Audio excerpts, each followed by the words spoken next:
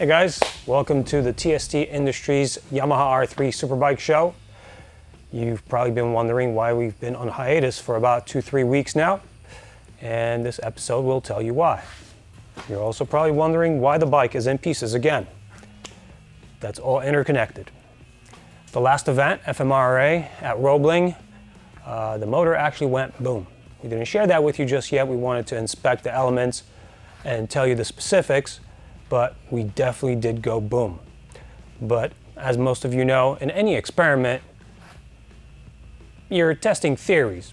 And we were testing a theory that we had a solid setup, but as you know, we're not selling the setup to anybody yet because we know that there's a good possibility it'll go boom.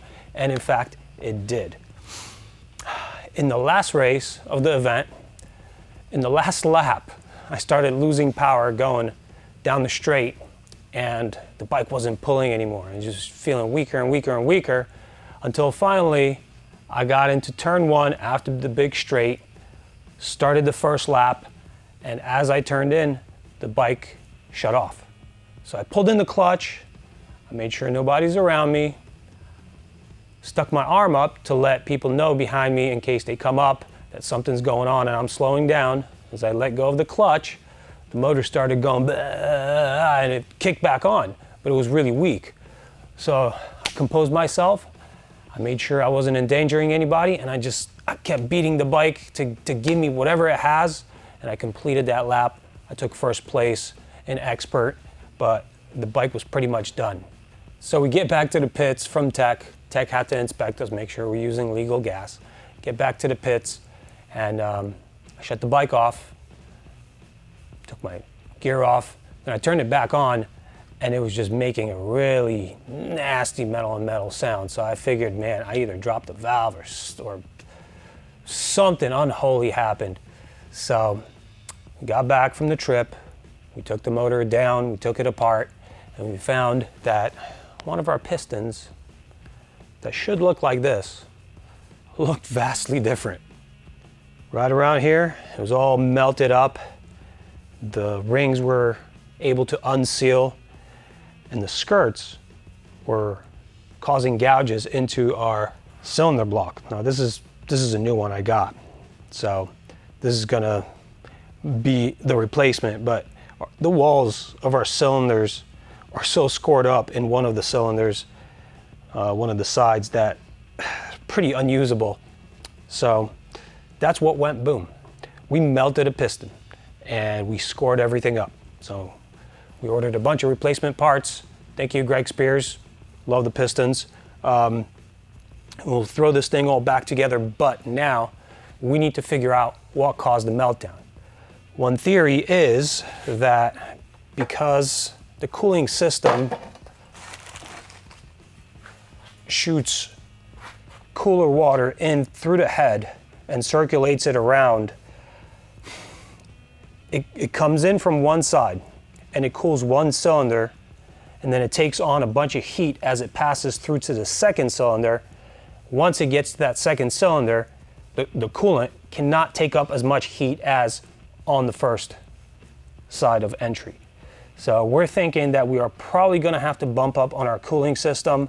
We've sourced a larger radiator. We're going to try that. We're also going to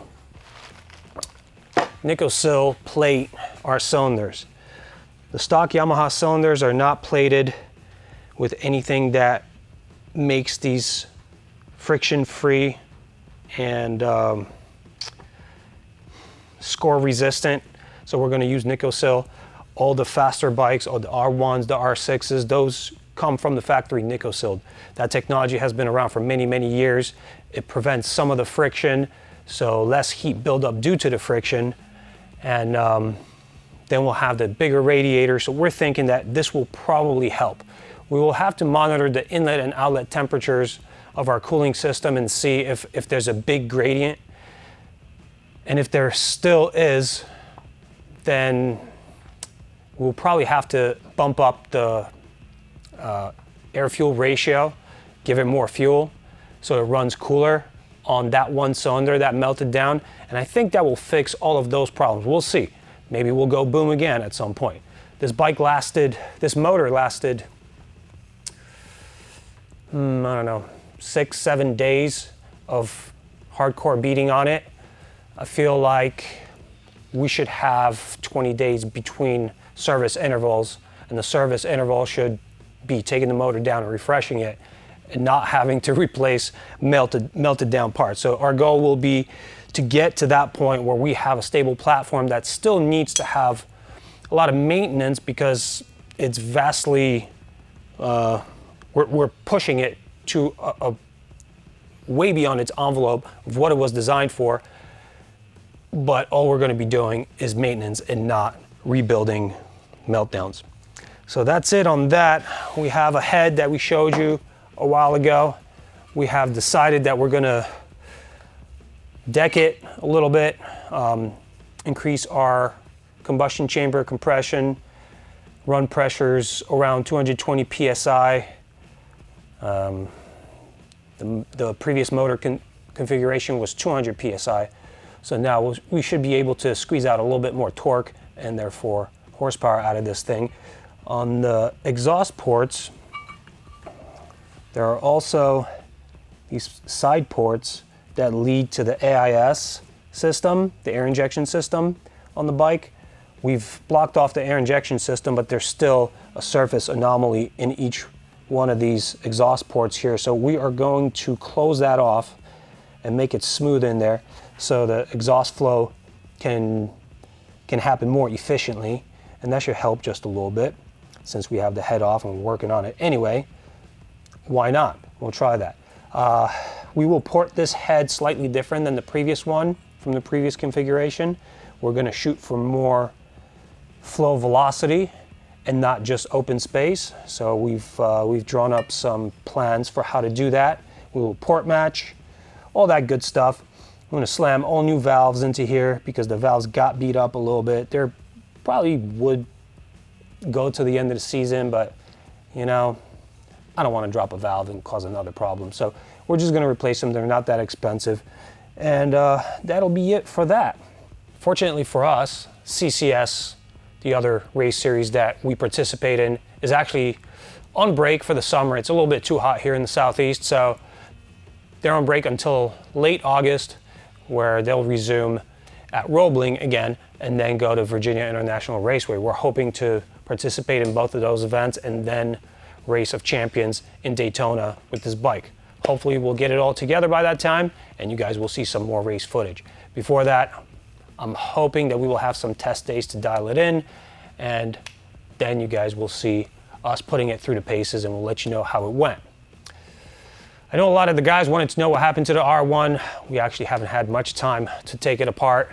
This is the only bike we're focusing on with the little time that we actually do have in between the ongoings in our business. You gotta understand, we're designing parts, we're finalizing designs that are going into manufacture, and just dealings of business. We have to pay for all this, so that's what pays the bills. So I've been focusing for the last couple weeks on really finishing some projects, hiring myself another engineer to help me with all these things. So you guys will see some more of what's going on here soon. For now, that is pretty much it. I wanted to touch on one thing. I am pretty close to pulling the trigger on manufacturing these triple clamps that we've shown you in a previous episode. They will be available on our work site.